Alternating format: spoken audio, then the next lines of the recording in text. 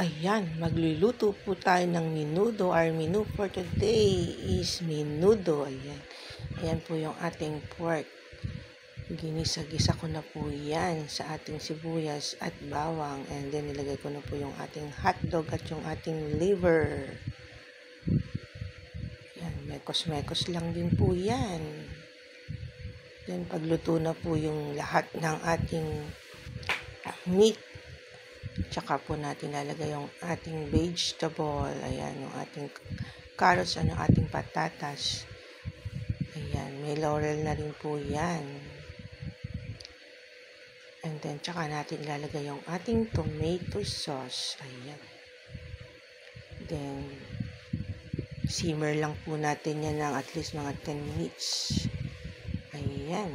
At okay na po yung ating menudo, ready to serve sa ating table.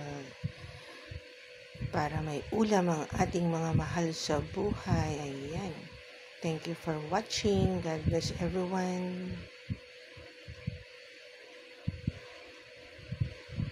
Yummy, yummy menudo po yan.